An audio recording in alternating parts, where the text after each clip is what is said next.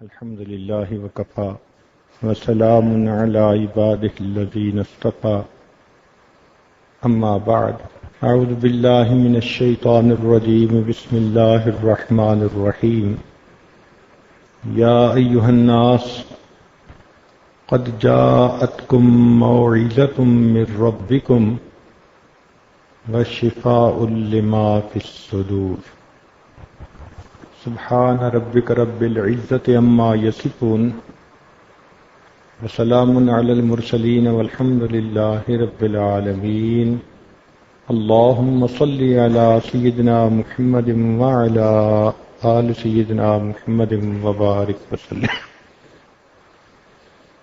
اللهم صل على سيدنا محمد وعلى آل سيدنا محمد وبارك وسلم اللهم صل على سيدنا محمد وعلى آل سيدنا محمد وبارك وسلم۔ رمضان المبارک کو کلام اللہ کے ساتھ ایک خاص مناسبت ہے، اس لیے جتنی بھی آسمانی کتابیں نازل ہوئیں وہ سب رمضان المبارک میں ہوئیں۔ 3 رمضان کو حضرت آدم علیہ السلام کو صحیفے نصیب ہوئے،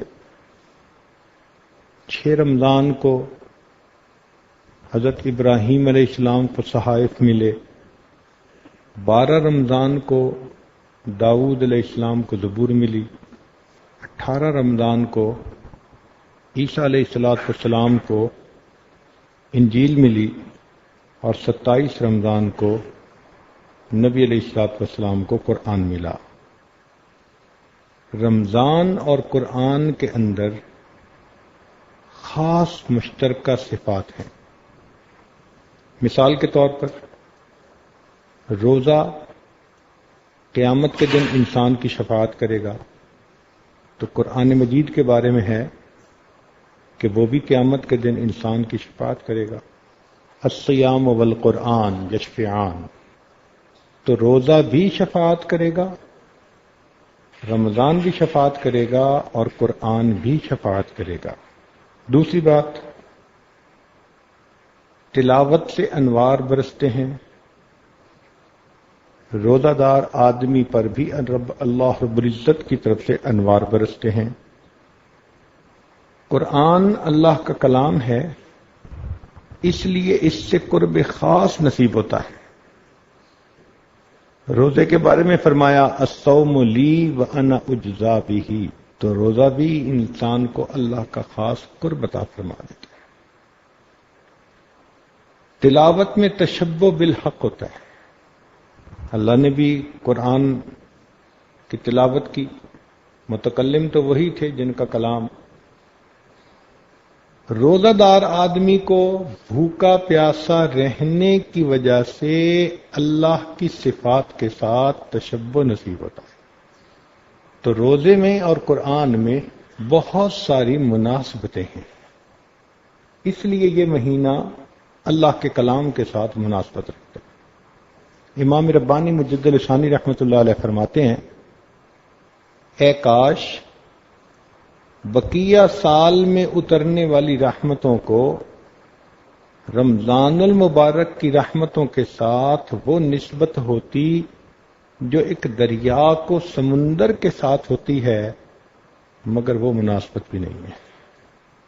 اکیلے رمضان میں اتنی برکتیں، اتنی رحمتیں نازل ہوتی ہیں، یہ عجیب مہینہ ہے۔ اس لیے اس مہینے میں تراویح میں قرآن پاک کا پڑھنا اس کو عبادت بنایا گیا۔ روزہ دار کو چاہیے کہ جتنی تلاوت کر سکے، جتنی تلاوت کر سکے اتنا کم۔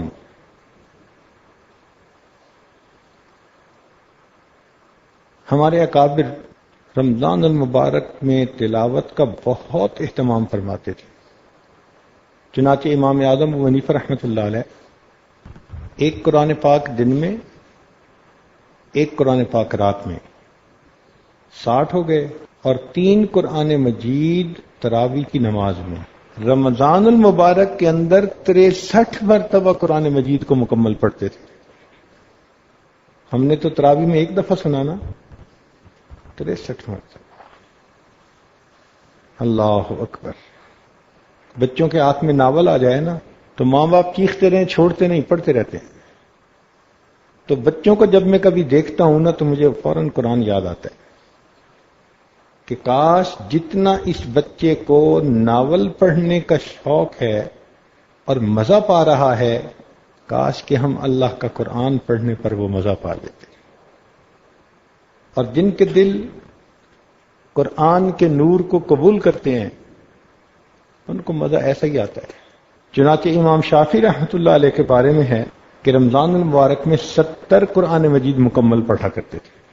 یہاں پر کچھ لوگوں کے ذہن میں ایک اشکال وارد ہوتا ہے، اور جی قرآن مجید کو 3 دن سے پہلے مکمل نہیں پڑھنا چاہیے.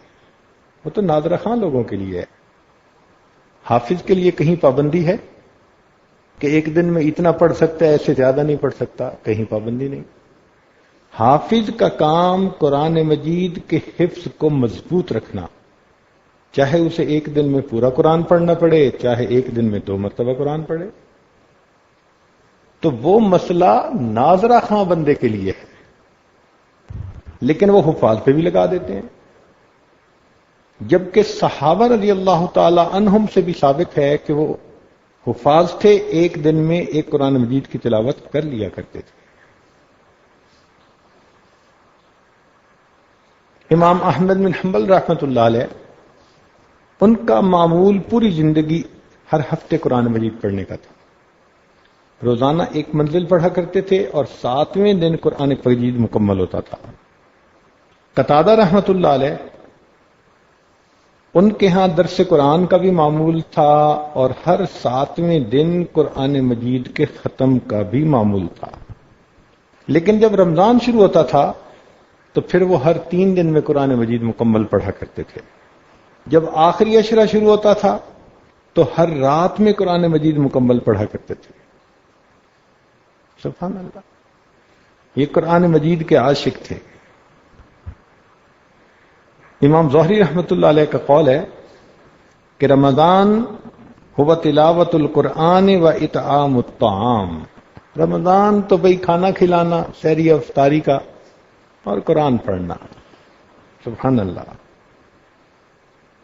امام مالک رحمۃ اللہ علیہ رمضان المبارک جب آتا تھا تو اپنے درس کو موقوف کر دیتے تھے، ختم کر دیتے تھے، اور فرماتے تھے ھذا شہر القرآن، یہ قرآن مجید کی تلاوت کا مہینہ ہے. تو پورا مہینہ قرآن کی تلاوت میں گزارا کرتے تھے. سیدہ عائشہ صدیقہ رضی اللہ تعالی عنہا دن کے شروع میں پورے قرآن مجید کی تلاوت فرمایا کرتی تھی. زبید رحمت اللہ علیہ کے ہاں ہر آنے والا بندہ اس کا یہ معمول تھا کہ روزانہ ایک قرآن پاک پڑھے. منصور ابن زادان کے بارے میں آتا ہے کہ یختم القرآن ما بین الظہر والعصر، ظہر اور عصر کے درمیان پورے قرآن کی تلاوت کر لیا کرتے تھے. اللہ اکبر. آپ حیران ہو رہے ہوں گے کہ اتنی تھوڑی دیر میں اور اتنا جلدی. جی کرنے والے کرتے ہیں. لڑکپن میں ہمارے ایک استاد تھے، اللہ نے ان کو کوئل کی آواز دی ہوئی تھی. اتنا سوز تھا ان کی آواز میں کہ زندگی میں ایسی آواز نہیں سنی. قرآن پڑھتے تھے، لوگ مست ہو جاتے تھے. ہم لوگ اس وقت چند سال کے تھے، 7 سال 8 سال، کوئی ایسی عمر ہوگی. رمضان کا مہینہ تھا تو ان کے 30-35 شاگرد تھے جو حفاظ تھے. شہر کی مختلف مساجد میں وہ قرآن کی تلاوت کر رہے تھے، سنا رہے تھے. تو روزانہ تراویح کے بعد وہ آتے اور اپنے استاد کو کارگزاری سناتے، پھر اگلے دن کی انسٹرکشنز لے کے جایا کرتے تھے. اللہ کی شان کے ایک دن وہ کوئی رمضان کی آخری عشیے کی رات تھی، کوئی 30-35 حفاظ جمع تھے. ان میں سے ایک کہنے لگا کہ حضرت آج قرآن ہو جائے. کہنے لگے ہاں میری 4 رکعت تراویح رہتی ہے، میں نے پڑھنی ہے. لو جی، انہوں نے آگے مصلی پہ نیت باندھ لی اور ہم لوگ پیچھے کھڑے ہو گئے. وہ قرآن پڑھتے رہے اور ہم سنتے رہے. ہمیں نہیں پتا چلا کہ ہم کہاں کھڑے ہیں اور کیا ہے. بس وہ پڑھ رہے تھے اور ہم جھوم رہے تھے. پتہ اس وقت چلا جب انہوں نے 29 پارے پڑھنے کے بعد پہلی مرتبہ رکوع کیا، اور ہماری حالت یہ تھی کہ ہم رکوع میں جانا چاہتے تھے، جا نہیں پا رہے تھے. جسم جیسے ایک جگہ فریز ہو جاتا ہے نا، تو ہم گھنٹوں کھڑے ہو گئے سب حفاظ کے پیچھے. اللہ کی شان. پہلا رکوع 29 پارے پہ کیا اور دوسری رکعت میں آخری پارہ پڑھ کے انہوں نے 2 رکعت میں پورا قرآن مجید مکمل پڑھ لیا. جو عشاق ہوتے ہیں ان کو قرآن مجید پڑھنے سے ایسی محبت ہوتی ہے. یہ اللہ کا کلام ہے. اصل میں ہم ابھی اس مزے سے واقف ہی نہیں. کل بھی کسی مجلس میں میں اپنے دوستوں سے کہہ رہا تھا کہ بچپن میں ایک بچے کے لیے بڑی بات ہوتی ہے کہ اس کو گڑ کی ڈلی مل جائے. اب وہ گڑ کی ڈلی کے مزے پہ فریفتہ. گڑ کی ڈلی مانگے گا، اسے گڑ کی ڈلی دے دو، وہ خوش ہو جائے گا گڑ کی ڈلی پہ. وہی بچہ جب جوان ہو جاتا ہے، بلوغت کی عمر کو پہنچ جاتا ہے، اب اس کی شادی ہوئی تو شادی کی رات کوئی اسے کہے کہ بھئی آج گھر نہ جاؤ، ہم تمہیں گڑ کی ڈلی دیں گے، تو اس کو کتنا عجیب محسوس ہوگا. وہ دل میں یہی کہے گا نا کہ گڑ کی ڈلی کا کیا تعلق اس انار کی کلی کے ساتھ.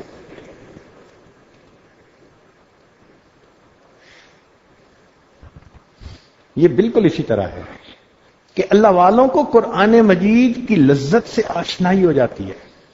اس لیے ہمارے بزرگوں کے حالات زندگی میں لکھا کہ وہ رات کے اندھیرے کے اس طرح منتظر رہتے تھے جیسے دلہا اپنی دلہن سے ملاقات کے لیے رات کا منتظر ہوا کرتا ہے. ایسے رات کا انتظار ہوتا تھا. قرآن پڑھیں گے، اللہ کے سامنے کھڑے ہوں گے. اللہ. امام اعظم حنیفہ رحمۃ اللہ علیہ 40 سال عشاء کے وضو سے فجر کیا تھا. عشاء کے وضو سے فجر کی نماز ادا کی. اب اس پر بعض لوگوں کو اشکال وارد ہو جاتا ہے. کہتے ہیں جی عشاء کے وضو سے فجر کی نماز. میں نے کہا کیوں، اس میں کیا رکاوٹ ہے؟ کہنے لگے جی بیوی کے حقوق اور فرائض. میں نے کہا رات کا وقت متعین ہے.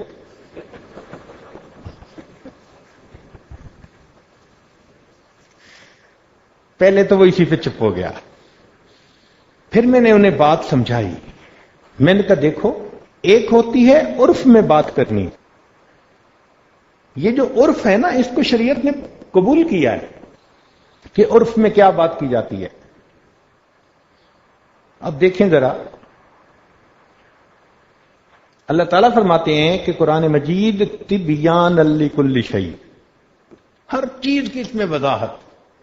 اب ایک عرف میں بات کی گئی نا. اب اگر کوئی بندہ کہے جی کیا اس میں آئس کریم بنانے کا طریقہ لکھا ہے، تو اس کو کہیں گے پاگل. یہ کوئی کھانا پکانے کی کتاب تھوڑا ہے، یہ کتاب ہدایت ہے. ہدایت سے متعلق ایک انسان کو جن باتوں کی ضرورت ہے اللہ نے ان تمام کو کھول دیا. ہدایت کے لیے کسی دوسری کتاب کی طرف رجوع کرنے کی ضرورت نہیں ہے. اب وہ کہ جی نہیں، کل شیء، ہر چیز اس میں ہے. اب کل کو پکڑ کے بیٹھا رہے تو اس کو کہیں گے نا تم پاگل ہو، تم اس کے مفہوم کو ہی نہیں سمجھ رہے. یہ عرف میں بات کی جا رہی ہے. ملکہ بلقیس کے بارے میں قرآن مجید میں آتا ہے وَأُوتِيَتْ لَهُ مِن كُلِّ شَيْءٍ وَأُوتِيَتْ لَهَا مِن كُلِّ شَيْءٍ. ہر چیز تھی اس کے پاس. اب کوئی بندہ پوچھے جی اس کے پاس ریفریجریٹر تھا، اس کے پاس آج کل ایئر کنڈیشن تھا، اس کے پاس لیموزین کار تھی، تو کہیں گے پاگل آدمی. اس دور میں بادشاہوں کے پاس جو ہوتا تھا وہ سب کچھ اس کے پاس تھا. تو کل کے لفظ کو پکڑ کے بیٹھ تو نہیں نہ جائیں گے. عرف میں بات کی جا رہی ہے. اچھا، نبی علیہ الصلوۃ والسلام نے غزوہ حنین میں فرمایا انا النبی لا کذب، انا ابن عبد المطلب. اب کوئی پکڑ کے بیٹھ جائے ان لفظوں کو کہ جی نبی علیہ السلام تو حضرت عبداللہ کے بیٹے تھے، دادا کا نام کیوں لیا؟ عبد المطلب کا نام کیوں بھائی؟ تو کہیں گے کہ بھائی عرف میں خاندان کی جو مشہور ہستی ہوا کرتی تھی اس کی نسبت بتایا کرتے تھے، میں اس خاندان کے اس بندے کے ساتھ نسبت رکھنا، تو عرف کو شریعت نے قبول کیا۔ چنانچہ ایک استاد اگر بخاری شریف پڑھ کر فارغ ہوں اور مدرسے میں پڑھانا شروع کر دیں، پوری زندگی پڑھاتے رہیں، 30 سال ان کا یہی معمول رہے، مدرسے پڑھائیں، فوت ہو جائیں، اب لوگ ان کا تذکرہ کرتے کہ جی ساری عمر بس پڑھتے پڑھاتے ہی رہے، ایسے کہتے ہیں نا جی، ساری عمر بس پڑھنا پڑھانا ہی، تو ساری عمر کا کیا مطلب؟ چھٹی کبھی نہیں تھی، دن میں بھی پڑھاتے تھے، رات میں بھی پڑھاتے تھے؟ نہیں، ساری عمر سے مراد معمول یہ تھا۔ تو اسی طرح جب کہتے ہیں کہ جی 40 سال عشاء سے لے کے فجر تک فجر کی نماز پڑھی، تو اس کا کیا معنی کہ حضرت کا معمول یہی تھا۔ تو عرف میں اس چیز کو قبول کرنا چاہیے۔ ہمارے حضرت رحمت اللہ علیہ، حضرت مرشد عالم رحمت اللہ علیہ، ایک مرتبہ مری میں رمضان مبارک میں گئے، یہ عاجز خدمت کے لیے ساتھ تھا، 90 سال کی عمر ہو چکی تھی اور ڈائبیٹک بھی تھے، شوگر کی بیماری، اور آپ کو پتہ ہی ہے کہ شوگر کے مریض اس کو ہر چند گھنٹے کے بعد یورینیشن کی ضرورت پیش آتی ہے۔ حضرت نے روزہ افطار کیا اور وضو کر کے مسجد میں تشریف لے آئے۔ اس رات اس مسجد میں قراء حضرات بھی آئے ہوئے تھے۔ وہ ایک عجیب معمول ہے جی، ملک کے چنے ہوئے قراء وہاں آتے ہیں، اور امام صاحب کہنے لگے کہ 36 سال گزر چکے، ایسے حضرات نے یہاں تراویح پڑھائی کہ کسی ایک حافظ کو ایک مرتبہ لقمہ دینے کی ضرورت پیش نہیں آئی 36 سال میں۔ کھڑا ہی ایسے بندے کو کرتے ہیں کہ جن کو سورہ فاتحہ کی طرح پورا قرآن مجید یاد ہوتا ہے، ایسے بندوں کو کھڑا کرتے ہیں۔ ایک تو ہوتا ہے نا کہ جی ایک دفعہ لقمہ نہیں، ضرورت ہی پیش نہیں آئی لقمے کی 36 سال میں، اللہ اکبر۔ تو چنے ہوئے قراء حضرات، عشق رکھنے والے وہاں پہنچ جاتے ہیں۔ خیر تراویح پڑھی، تراویح کے بعد پھر قرآن مجید کی تلاوت، اور ہمارے حضرت مرشد عالم رحمت اللہ علیہ تو عاشق قرآن تھے۔ حضرت بیٹھے رہے، تلاوت ہوتی رہی، سبحان اللہ، حتیٰ کہ سحری کا وقت ختم ہونے میں 1 گھنٹہ رہ گیا، تو انتظامیہ نے اعلان کیا کہ پورے مجمع کے لیے کھانے کا انتظام ہے، 1 گھنٹے کے اندر سب لوگ سحری کر کے فارغ ہو جائیں۔ چنانچہ دیگیں پکی ہوئی تھیں، انہوں نے فوراً دسترخوان لگائے۔ حضرت سے پوچھا کہ حضرت اتنی رات گزر گئی، آپ کمرے میں تشریف لے جائیں گے؟ فرمایا نہیں، میں سحری یہیں کروں گا۔ اب مغرب کا وضو ہے اور سحری کھانے کا وقت ہے، حضرت نے وہیں سحری کھائی۔ سحری کھانے کے بعد تو پھر اکثر و بیشتر ہر بندے کو وضو کی تجدید کی ضرورت پیش آتی ہے۔ تو میں قریب ہوا، حضرت وضو تازہ فرمائیں گے؟ وضو تازہ فرمائیں گے؟ تو حضرت نے فرمایا ایسے فرمایا میں نے کہا حضرت کافی دیر ہو گئی۔ فرمانے لگے میرا وضو کوئی کچا دھاگا ہے؟ میرا وضو کوئی کچا دھاگا ہے؟ خاموش۔ ہم لوگ تو اپنی حضرت سے ایسے ڈرتے تھے نا، اللہ اکبر، کہ لوگ بادشاہوں سے بھی اتنا نہیں ڈرتے ہوں گے، اتنا رعب تھا ہمارے حضرت کا، بالکل 100% نصرت بالرعب کی عملی تصویر ہم نے اپنے شیخ کے اندر دیکھی تھی۔ خاموش ہو گئے۔ اب اذان ہو گئی، فجر کی نماز ہونے لگی، تو خیال تھا کہ حضرت نماز پڑھتے ہی کمرے میں تشریف لے جائیں گے، تو جیسے سلام پھرا تو میں نے پھر پوچھا کہ حضرت کمرے میں جانا ہے؟ حضرت نے اشارہ کر دیا، اور اشارہ کر کے حضرت منبر پر بیٹھ گئے خود ہی۔ فرمانے لگے قراء حضرات کو ساری رات آپ نے قرآن سنایا، اب میں آپ کو قرآن سناؤں گا۔ حضرت کا فجر کا درس قرآن آپ کی زندگی کا پکا معمول تھا. کہیں ہوتے سفر حضرت فرماتے تھے یہ جو صبح میں قرآن بیان کرتا ہوں مجھے اس پہ روزینہ ملتا ہے. یہ فرماتے تھے. اس معمول کو قضا نہیں ہونے دیتے تھے. جہاں بھی ہوتے فجر کا درس قرآن پکا. اور درس قرآن ایسا ہوتا تھا کہ چڑیا کو پر مارنے کی اجازت نہیں ہوتی تھی. سب لوگ ادب کے ساتھ. یہ نہیں ہو سکتا تھا کہ کوئی نیند سے جھومے. نہیں. اللہ اکبر. ہمارے حضرت تو ایسے سیدھا رکھتے تھے. حضرت نے درس قرآن شروع کر دیا تو اس عاجز کا خیال تھا کہ بھئی جیسے ہم فجر کے بعد تعلیم کرتے ہیں 10 منٹ کی تو یہ درس قرآن آج 10 منٹ کا ہی ہوگا. اللہ اکبر. حضرت نے تو بھرپور درس قرآن. اللہ اکبر. حالانکہ رمضان میں جلدی نماز پڑھی جاتی ہے.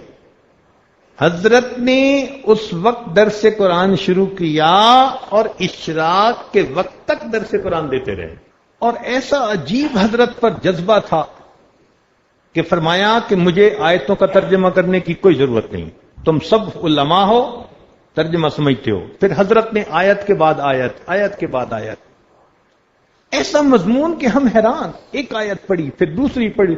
یعنی جو ترجمہ سمجھنے والے تھے وہ تو حیران تھے کہ یہ آمد کہاں سے ہو رہی ہے. عجیب حضرت کی کیفیت تھی. لو جی اشراق کا وقت ہو گیا.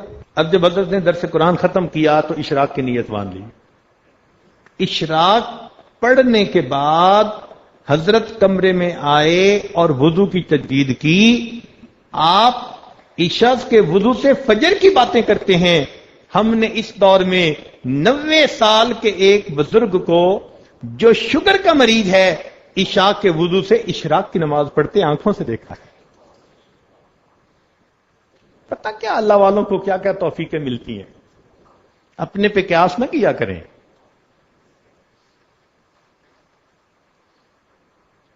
اللہ تعالیٰ ان کو نئے نئے اعمال کی توفیقیں دیتا ہے. بندہ حیران رہ جاتا ہے.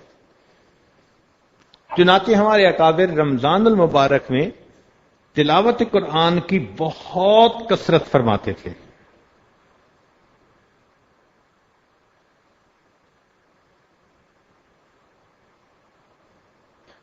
اگر دل صاف ہو تو قرآن انسان کے دل کو گدگداتا ہے. اب دیکھیں نا, ایک آدمی زکام کا مریض ہے, اس کو کیا پتا عنبر کیا ہے اور خس کا عطر کیا ہے, اس کو تو خوشبو کا پتہ نہیں چل سکتا. اسی طرح چونکہ ہم نزلہ زکام, گناہوں کے نزلہ زکام کے مریض ہوتے ہیں, ہمیں قرآن مجید کی تلاوت کے لطف کا پتہ ہی نہیں چل پاتا.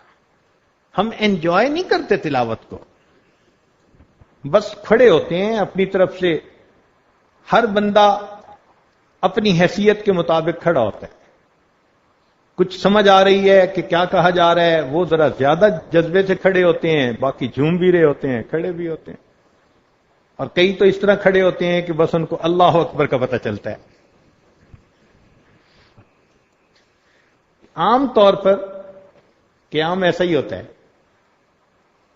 ہم نے دیکھا جہاز میں کئی دفعہ نیند آ جاتی ہے نا ہوٹ لگا کے, تو اچانک جب جہاز لینڈ کرتے ہیں نا تو جھٹکے کے ساتھ آنکھ کھلتی ہے. تو بالکل اسی طرح کا قیام کہ امام صاحب کے اللہ اکبر کہنے پر پھر آنکھ کھلتی ہے. میں قیام میں تھا.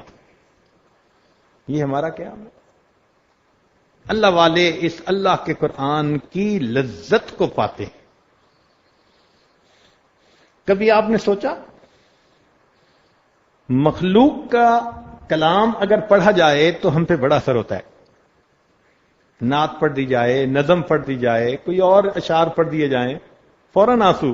قرآن پڑھنے پہ آنسو نہیں نکلتے. ہمارے اکابر نے اس کی وجہ بتائی.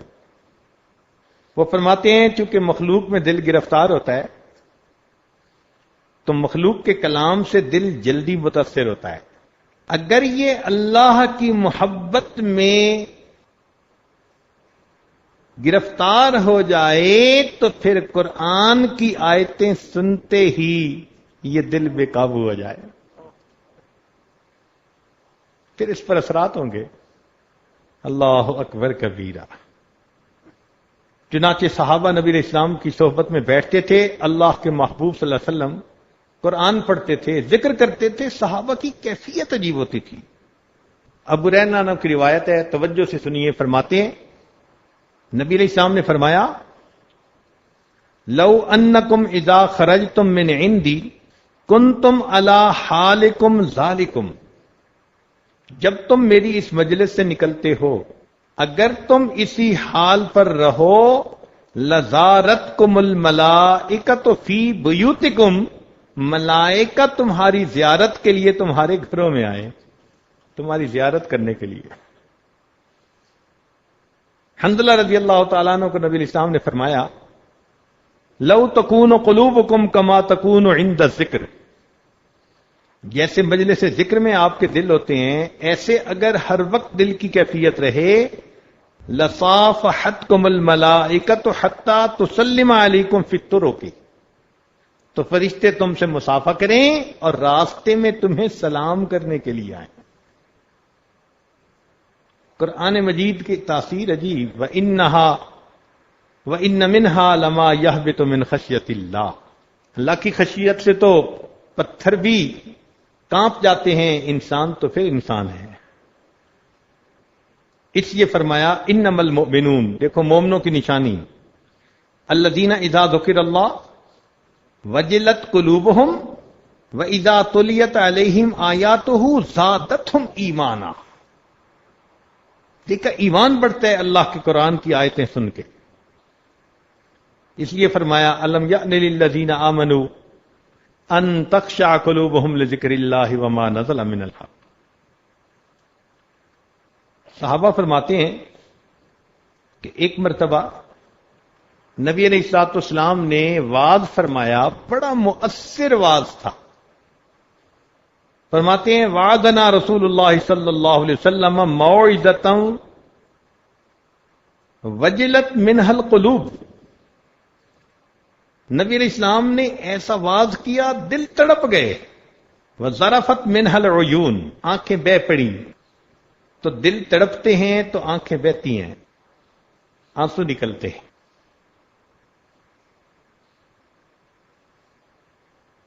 ابن مسعود رضی اللہ عنہ فرماتے ہیں نعم المجلس، وہ مجلس کتنی اچھی ہوتی ہے کہ المجلس الذی تنشر فیہ الحکمت وترجى فيه الرحمت انه مجلس الذکر، جس میں رحمت برستی ہے اور وہ اللہ تعالی کی یاد کی مجلس ہوتی ہے. فرمایا مجلس الذکر محیات العلم، علم زندہ کرنے کی مجلس. وَيُحْدِثُ فِي الْقَلْبِ الْخُشُوع، اور اس سے قلب کے اندر خشوع پیدا ہوتا ہے. فرمایا القلوب المیتۃ تحیا بالذکر کما تحیا الارض المیتۃ بالمطر، جیسے بارش سے زمین زندہ ہو جاتی ہے اللہ کی یاد سے انسانوں کے غافل دل اس طرح زندہ ہو جاتے ہیں. تو ہمارے اکابر قرآن مجید کی تلاوت کرتے تھے اور اس تلاوت سے ان کی کیفیت ہی عجیب ہوتی تھی. چنانچہ وہ قرآن مجید پڑھتے تھے اور ان کے آنسو نہیں رکتے تھے. حدیث پاک میں آتا ہے عینان لا تمسہم النار، دو آنکھیں ایسی ہیں جن کو جہنم کی آگ نہیں چھو سکتی. ان میں سے ایک آنکھ عین بکت من خشیت اللہ، وہ آنکھ جو اللہ کی خشیت سے روتی ہے. چنانچہ فرماتے ہیں وَيُسْتَحَبُّ الْبُكَاءُ عِنْدَ تِلَاوَةِ الْقُرْآنِ، قرآن مجید کی تلاوت کرتے ہوئے رونا یہ ایک اچھا عمل ہے. وَهُوَ صِفَةُ الْعَارِفِينَ، یہ عارفین کی صفت ہے. وَشِعَارُ عِبَادِ اللَّهِ الصَّالِحِينَ، اور اللہ کے نیک بندوں کا شمار. اس لیے فرمایا اللہ نزل احسن الحدیث کتابا متشابہا مثانی تقشعر منہ جلود الذین یخشون ربہم. اللہ اکبر کبیرہ. علامہ قرطبی رحمۃ اللہ علیہ فرماتے ہیں کہ مدح اللہ البکائین فی کتابہ، اللہ تعالیٰ نے اپنی کتاب اپنے کلام میں رونے والوں کی مدح فرمائی ہے. ان الذین اوتوا العلم من قبلہ، اذا یتلی علیہم یخرون للاذقان سجدا. سبحان اللہ. تو قرآن مجید کی آیتیں ہمارے اکابر سنتے تھے، روتے ہوئے اللہ کے سامنے سجدہ ریز ہو جاتے تھے. آج قرآن مجید کی آیات سنتے تو ہم بھی ہیں، سجدے بھی ہم کرتے ہیں، سجدے کی آیت ہوتی ہے، لیکن رو کے سجدہ کس نے کیا؟ اب ایک آیت سجدہ ہے، گھر جا کے سجدہ کر لینا. اذا تتلی علیہم آیات الرحمن، فرمایا خروا سجدا و بکیا. قرآن میں آیت تو سب پڑھ سنتے ہیں، کئیوں کو تو پتہ ہی نہیں چلتا کہ آیت کون سی پڑھی گئی، لیکن جتنے طالب علم پیچھے ہوتے ہیں یا علماء پیچھے ہوتے ہیں ان کو اندازہ تو ہوتا ہے نا کہ یہ آیت پڑھی جا رہی ہے، اور اس کے اوپر وہ سجدہ بھی کرتے ہیں، لیکن ان کو پوری زندگی خرو سجدہ پر عمل کی توفیق ہے، وہ بکیہ پر آج تک عمل کی توفیق نصیب نہیں ہوئی.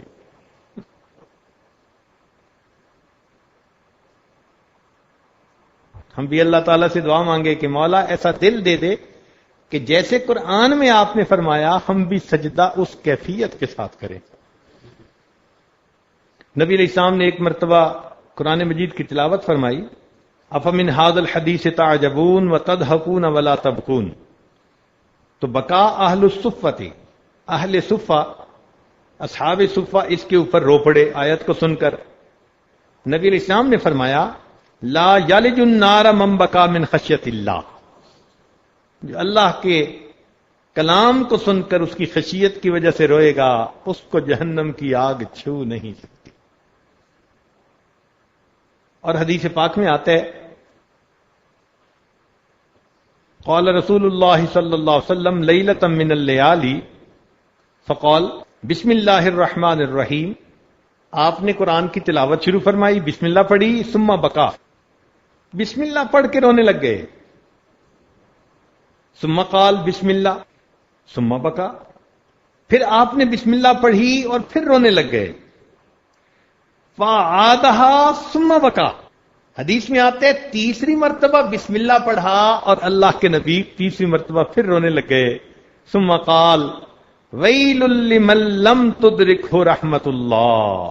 اللہ اکبر. تو وہ کیا دل تھا کہ بسم اللہ پڑھنے پہ رو پڑتا تھا. ہمارے اکابر کے اللہ اکبر واقعات میں یہ چیز کثرت سے ملتی ہے. اس لیے ویروا انہ علیہ الصلوۃ والسلام قام لیلۃ کاملۃ فی آیۃ، کہ رسول اللہ صلی اللہ علیہ وسلم نے ایک پوری رات یہ آیت پڑھتے گزار دی. یرددھا، دوبارہ بار بار اس کو لوٹاتے تھے. تو کیا فرماتے تھے؟ ویبکی، اور روتے تھے. وہ آیت کیا تھی؟ ان تعذبہم فانہم عبادک وان تغفر لہم فانک انت الغفور الرحیم. عبداللہ ابن عمر رضی اللہ عنہ روایت کرتے ہیں کہ عائشہ صدیقہ رضی اللہ تعالیٰ عنہ فرماتی ہیں ایک رات داخل معی فی فراشی، نبی علیہ السلام میرے بستر پر تشریف لے آئے. ثم قال، پھر فرمانے لگے یا عائشہ، اے عائشہ، اذن لی اتعبد ربی، مجھے اجازت دے میں اپنے رب کی عبادت کروں. قالت، نبی علیہ الصلوۃ والسلام نے تلاوت فرمائی، فبکا، رونے لگ گئے. حتی رأیت دموعہ قد بلغت الارض، حتیٰ کہ میں نے دیکھا کہ نبی علیہ السلام کی مبارک آنکھوں سے آنسو زمین پر ٹپک رہے تھے. اتنے آنسو تو تھے نا. اللہ اکبر کبیرہ. اللہ کے حبیب صلی اللہ علیہ وسلم اللہ کا قرآن پڑھ کے اتنا روتے ہیں کہ آنسو ٹپ ٹپ زمین کے اوپر گر رہے. اللہ اکبر کبیرہ. اور یہی کیفیت سیدنا صدیق اکبر رضی اللہ تعالیٰ عنہ کی تھی. ابوبکر صدیق عنہ کے بارے میں آتا ہے وکان رجلا بکان، وہ بہت رونے والے بندے تھے. لا یملک دموعہ اذا قرأ القرآن، جب قرآن کی تلاوت کرتے تھے اپنے آنسوؤں کو روک نہیں سکتے تھے. اللہ اکبر. اور یہی حال عمر بن الخطاب رضی اللہ عنہ کا تھا. چنانچہ یصلی بالناس، ایک مرتبہ عمر رضی اللہ عنہ نے نماز کی امامت فرمائی. فبکا فی قراءتہ، قرآن کی تلاوت کرنے میں وہ روئے حتیٰ انقطعت قراءتہ، حتیٰ کہ ان کی قراءت موقوف ہو گئی، ختم، روکنی پڑی۔ وسمع نحیبہ من وراء ثلاثۃ صفوف، صحابی کہتے ہیں کہ 3 صف پیچھے تھا، ان کی ہچکیوں کی آواز میں سن رہا تھا۔ اللہ اکبر، سسکیوں کی اور ہچکیوں کی آواز 3 صف پیچھے والا بندہ سن رہا تھا۔ اتنا تو رو رہے تھے نا۔ اور کیا آیت پڑھ رہے تھے؟ انما اشکو بثی وحزنی الی اللہ۔ اور یہی حال باقی صحابہ کا۔ وقرأ ابن عمر لانو ایک مرتبہ تلاوت کی، یوم یقوم الناس لرب العالمین بکا حتی خرّا، رونے لگ گئے حتیٰ کہ زمین پر گر گئے۔ وامتنع عن قراءت بعدہا، جو بعد میں قرأت کرنی تھی وہ قرأت ان کی وہیں موقوف ہو گئی۔ مزاحم بن ظفر رحمۃ اللہ علیہ فرماتے ہیں صلی بنا سفیان الثوری المغرب فقرأ حتی بلغ ایاک نعبد و ایاک نستعین بکا حتی انقطعت قراءتہ۔ تو سفیان ثوری رحمۃ اللہ کے ساتھ مغرب کی نماز پڑھی، انہوں نے سورہ فاتحہ شروع کی۔ سورہ فاتحہ کے اندر جب ایاک نعبد و ایاک نستعین کہا تو وہ رونے لگ گئے، حتیٰ کہ اس کے بعد وہ قرأت ہی نہ کر سکے۔ فضیل بن عیاض رحمۃ اللہ علیہ پڑھتے تھے، روتے تھے۔ ایک دفعہ پڑھا وَنَبْلُو أَخْبَارَكُمْ، یہ لفظ دل پر بجلی کی طرح پڑے اور انہوں نے رونا شروع کر دیا۔ عمر بن عبدالعزیز رحمۃ اللہ علیہ ایک رات یہ آیت پڑھ کے روتے رہے، فَأَنذَرْتُكُمْ نَارًا تَلَظَّىٰ۔ ابن عمر رضی اللہ تعالیٰ عنہ روئے، ان تبدوا ما فی انفسکم او تخفوہ یحاسبکم بہ اللہ۔ محمد بن المنقدر کے بارے میں آتا ہے کہ ایک مرتبہ انہوں نے آیت پڑھی وَبَدَا لَهُم مِّنَ اللَّهِ مَا لَمْ يَكُونُوا يَحْتَسِبُونَ، اور روتے رہے حتیٰ کہ روتے روتے صبح ہو گئی۔ ایک بزرگ تھے، انہوں نے تہجد میں آیت پڑھی وَإِن مِّنكُمْ إِلَّا وَارِدُهَا كَانَ عَلَىٰ رَبِّكَ حَتْمًا مَّقْضِيًّا، اور اس کو پڑھ کر وہ روتے رہے، پوری رات گزار دی۔ نبی علیہ السلام نے جب عائشہ صدیقہ رضی اللہ تعالی عنہ سے مشورہ کیا کہ مجھے تو بخار ہے تو میں کس کو تلاوت نماز کی امامت کے لیے کہوں، تو آپ کا ارادہ تھا کہ وہ کر صدیق لانو کو کہیں۔ تو عائشہ صدیقہ لانہ نے کہا ان ابا بکر رجل رقیق اذا قرأ غلبہ البکا، آپ کو تو پتہ ہی ہے وہ نرم دل کے ہیں، جب انہوں نے تلاوت شروع کی تو ان پر رونے کا غلبہ ہو جائے گا۔ اس سے یہ پتہ چلتا ہے کہ صحابہ کرام تلاوت کے وقت کثرت کے ساتھ رویا کرتے تھے، کثرت کے ساتھ روتے تھے۔ کان فی وجہ عمر بن الخطاب خطان اسودان من البکا، عمر رضی اللہ عنہ کے چہرے پر 2 لائنیں تھیں کالے رنگ کی، اور اتنے آنسو گرتے تھے کہ رو رو کر آنسوؤں کے چہرے پر نشان پڑ گئے تھے۔ کتنا روتے ہوں گے بھائی کہ رو رو کر چہرے پہ نشان پڑ گئے۔ اللہ اکبر۔ امام نووی رحمت اللہ علیہ فرماتے ہیں من لم یبک عند تلاوت قراءت القرآن، جو شخص قرآن مجید کی قراءت کے وقت نہیں روتا فلیبک علی فقدانہ للبکا، اس کو چاہیے کہ نہ رونے پر روئے، فإنہ اعظم المصائب، اس لیے کہ یہ بڑی مصیبت ہے اس کے اوپر، اس کو رونا ہی نہیں آتا۔ عبداللہ ابن عروہ ابن زبیر فرماتے ہیں صحابہ کرام کے بارے میں کہ کانو کما وصفہم اللہ تدمع اعینہم وتقشعر جلودہم،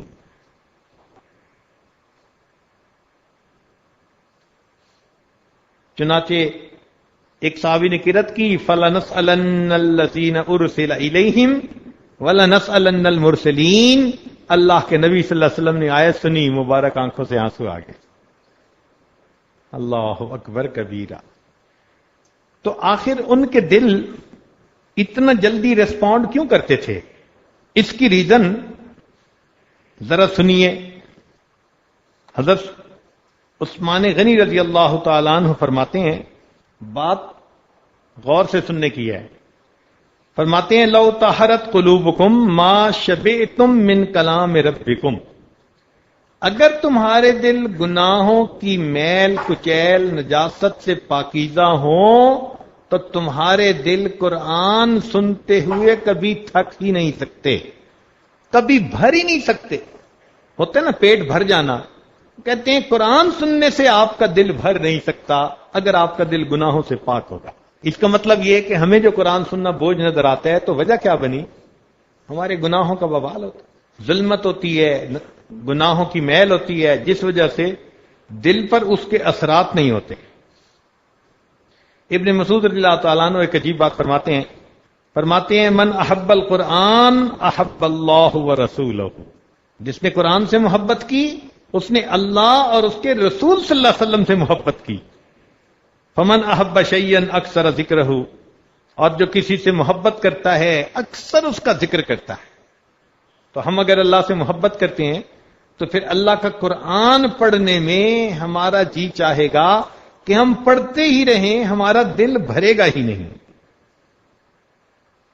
اور ایک بزرگ فرماتے ہیں کہ اذا اردت ان تعرف قدرک عند اللہ، بات ذرا توجہ سے سنیے، اپنی بات کو سمیٹنا چاہ رہا ہوں. فرماتے ہیں ان اردت ان تعرف قدرک عند اللہ، کہ اگر تو چاہے تو اللہ کے ہاں اپنی قدر، اپنا مقام معلوم کر لے، فانظر الی قدر القرآن عندک، تو یہ دیکھ کہ تیرے نزدیک اللہ کے قرآن کی کیا قدر ہے. جتنا تو اللہ کے قرآن سے محبت کرتا ہے اسی قدر اللہ رب العزت تجھ سے محبت فرماتے ہیں. تو اس سے کیا نتیجہ نکلا؟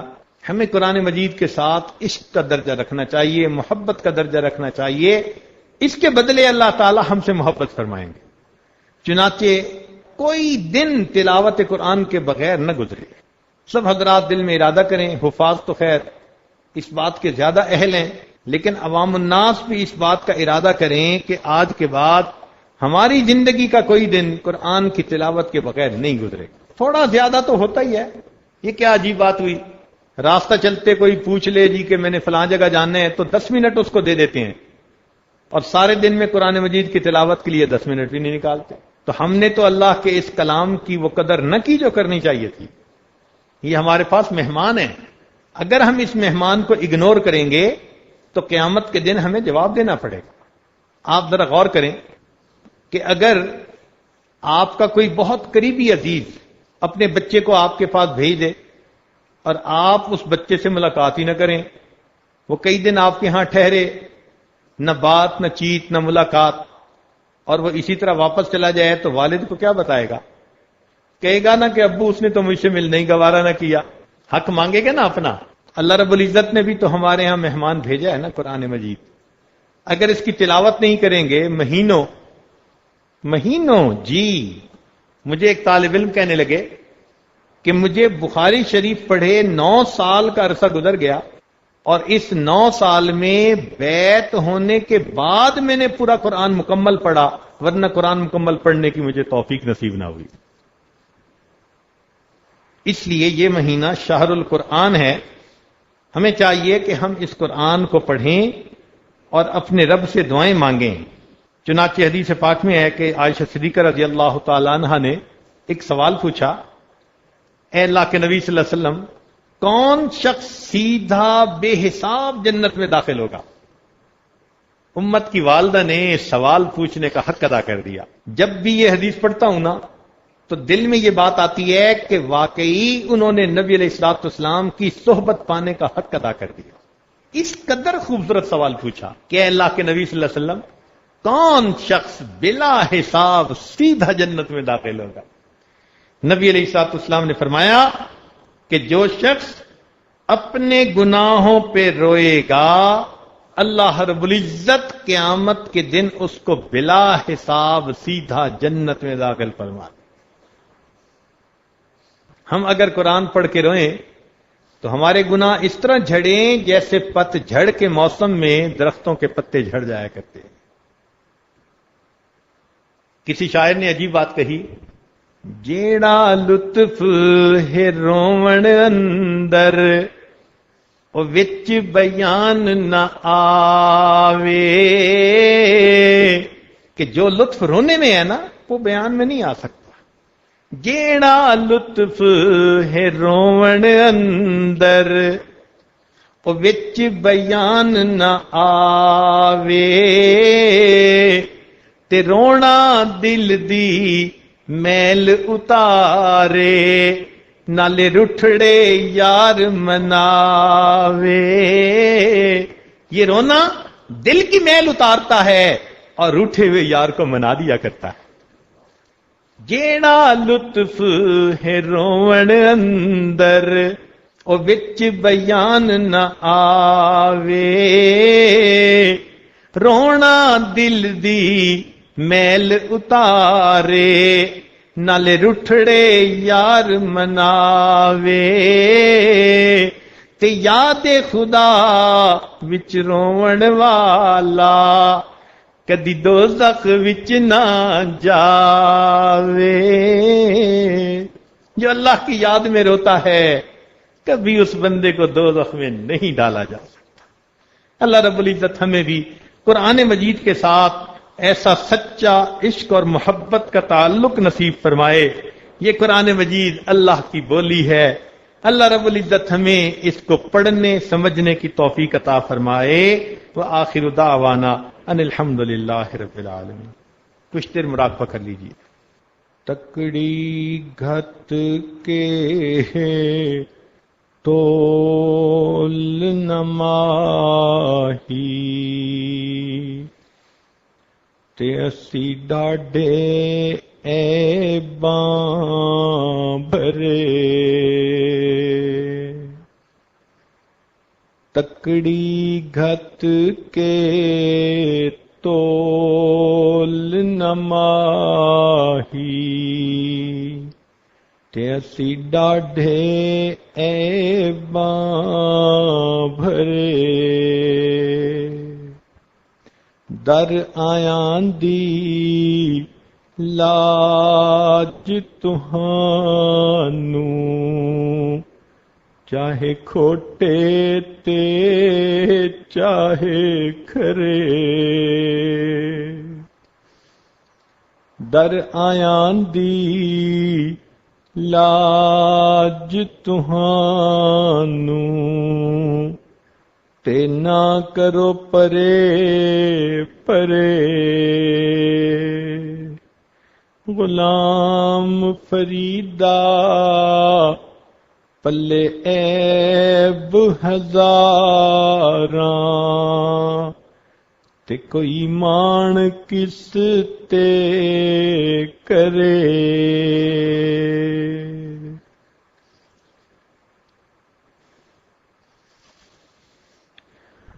نام میں سوہنی تے نا گن پلے، تے میں سائیں نوں کیویں مناواں، نام میں سوہنی تے نا گن پلے، تے میں سائیں نوں کیویں مناواں، چارے لڑ میرے چکڑاں لتھڑے، تے میں کیڑا مل مل دھوواں، صابن تھوڑا تے میل گھنیری، تے میں بے پتنا تے رواں، غلام فریدا کوئی وس نہ چلدا، تے میں ہنجواں دے ہار پرواں۔ لا الہ الا اللہ محمد رسول اللہ سبحان ربی العلی الوہاب اللہم صلی علی سیدنا محمد وعلی آل سیدنا محمد وبارک وسلم۔ اے کریم آقا، ہم آپ کے عاجز مسکین بندے ہیں، ہمارے گناہوں کو معاف فرما، خطاؤں سے درگزر فرما، عیبوں کی پردہ پوشی فرما۔ اللہ ہم نہیں جانتے آج کی رات آخری ہے یا رمضان کی ایک رات اور بھی نصیب ہوگی۔ اے اللہ، قرآن مجید مکمل ہو چکا، آج کی رات میں ہم گناہگاروں کی توبہ قبول کر لیجئے۔ آج کی رات کو بخشش کی رات بنا دیجئے، مغفرت کی رات بنا دیجئے، عتق من النار کی رات بنا دیجئے۔ میرے مولا، ہم آپ کا قرآن سنتے ہیں، ہمیں رونا نہیں آتا۔ میرے مولا، ہم اپنے دل کی سختی کا علاج کس سے کروائیں؟ اے اللہ، آپ ہی تو جاننے والے ہیں حقیقت حال کو۔ اللہ، دل کو ایک رحمت کی نظر سے دیکھ لیجئے، اس سختی کو اللہ نرمی میں تبدیل کر دیجئے۔ اللہ، اس کی محل کچیل کو ختم کر دیجئے۔ اے اللہ، ہمیں بھی بکا والی نعمت عطا فرما دیجئے، اپنی یاد میں رونے والوں میں ہمیں شامل فرما لیجئے۔ اللہ، قرآن مجید کا لطف عطا کر دیجئے، لذت عطا کر دیجئے۔ اے اللہ، ہمیں رات کے آخری پہر میں مناجات کی لذت عطا فرما دیجئے، تہجد پہ دوام عطا فرما دیجئے۔ میرے مولا، رحمت کا معاملہ فرمائیے۔ اے کریم آقا، ہماری ان دعاؤں کو اپنی رحمت سے قبول فرما لیجئے۔ اے اللہ، ہم آپ سے آپ کی محبت چاہتے ہیں، اللہ اپنی سچی محبت عطا فرما دیجئے۔ اے اللہ، اپنی محبت عطا فرما دیجئے۔ اے کریم آقا، جسمانی بیماریوں کو دور فرما دیجئے، روحانی بیماریوں کو دور فرما دیجئے۔ اے اللہ، اپنی رحمت سے آنے والے وقت کو گزرے وقت سے بہتر فرما دیجئے، زندگی کے آخری حصے کو زندگی کا بہترین حصہ بنا دیجئے۔ اے اللہ، آج کی رات میں جتنے لوگ یہاں موجود ہیں یا دور بیٹھے لوگ بات سن رہے ہیں، اللہ اپنی رحمت سے سب کی مغفرت فرمائیے اور اس کو ہماری بخشش کی رات بنا دیجئے۔ میرے مولا، رحمتوں کا معاملہ فرمائیے۔ کریم آقا، ہمارے قرآن پاک پڑھنے کو قبول فرما، سننے کو قبول فرما، تراویح کو قبول فرما، اعتکاف بیٹھنے کو قبول فرما اور اس کے بدلے ہمیں اپنی رضا نصیب فرما۔ ربنا تقبل منا انک انت السمیع العلیم، تب علینا انک انت التواب الرحیم، برحمتک یا ارحم الراحمین۔